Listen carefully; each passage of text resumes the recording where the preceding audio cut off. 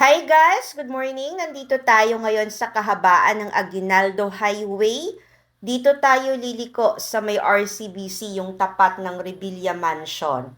Andito tayo ngayon sa Barangay Salinas 2. Papunta tayo sa Camellia de Sandra Bacoor para sa isang home tour. This is nearest to Metro Manila via Cavitex. Meron na rin tayo ditong shortcut papunta ng Bacoor Boulevard.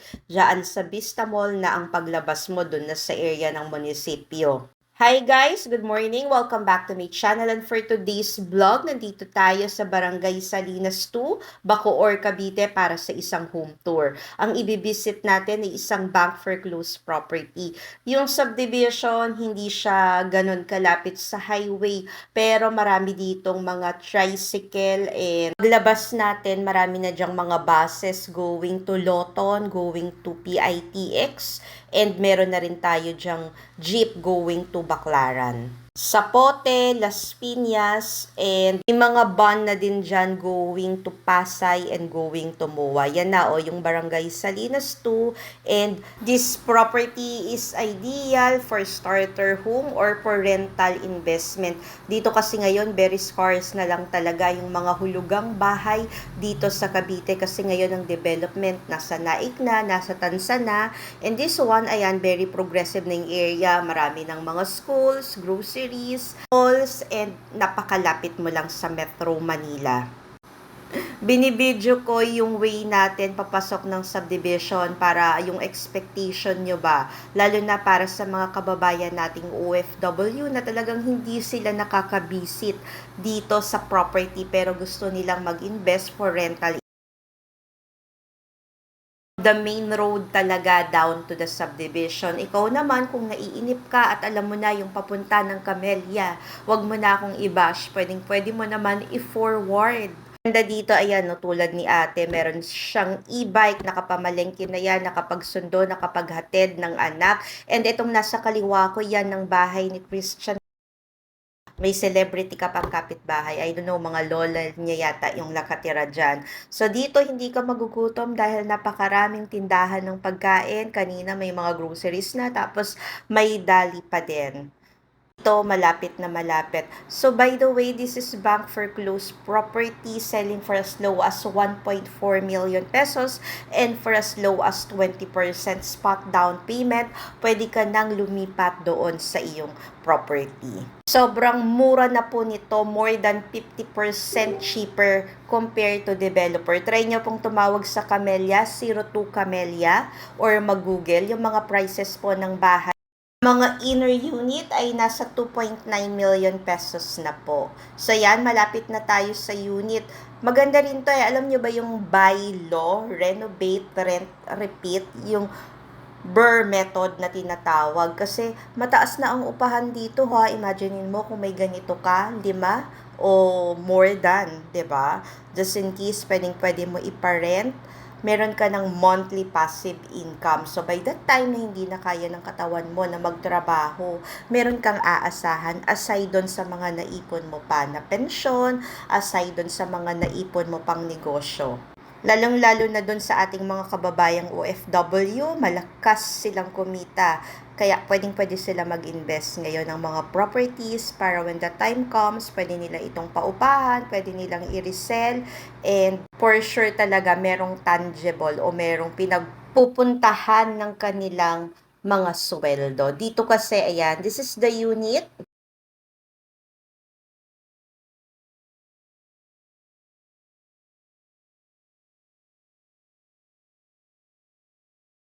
Ang lot area ng property na ito ay 36 square meters. This is inner townhouse, and ang floor area naman ay 46. Meron tayo ditong drum at saka, hindi, joke.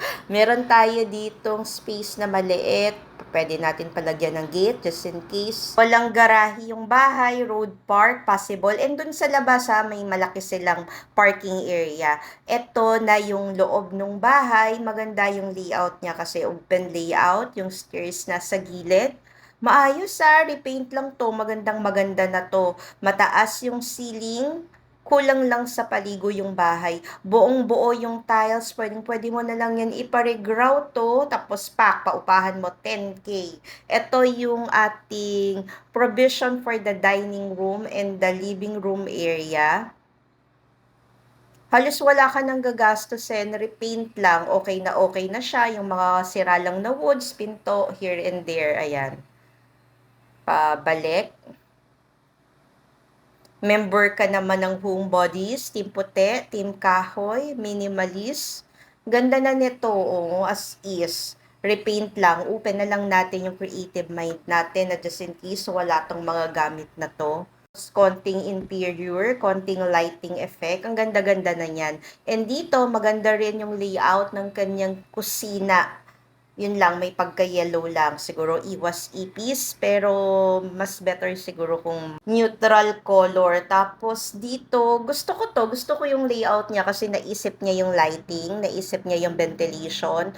Walang nakabukas na ilaw pero maliwanag kasi ganyan yung ginawa niyang layout. Tapos hindi kulob tsaka hindi mainit dito sa kusina. Supposedly lupa lang yan pero napa-extend niya na and then dito yung kanyang toilet and bath na walang pinto.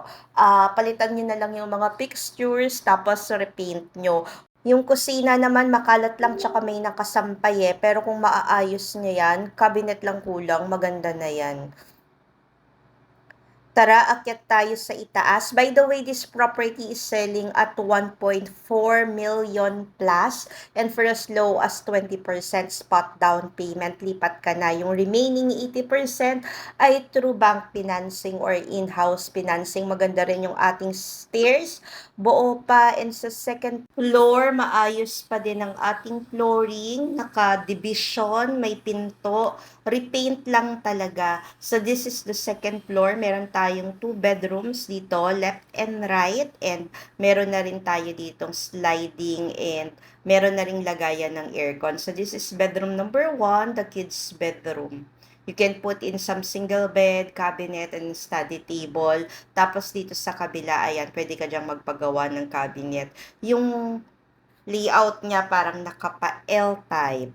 Just in case naliitan ka dito sa bedroom, pwede kang magpa-extend kasi malaki pa yung space niyan. Dito sa gilid, pwede mo yung ipaslab. Ayan, silipin natin. May malaki ka pang space. Pero kung 2, 3 lang naman kayo, this one would do. Pero, yan, just in case, tulad nung kabilang bahay na kapag pa-extend na yan dyan, sinagad niya na, pwede ka rin magpalagay ng toilet and bath, idugtong mo doon, meron na rin yung nakaabang dyan.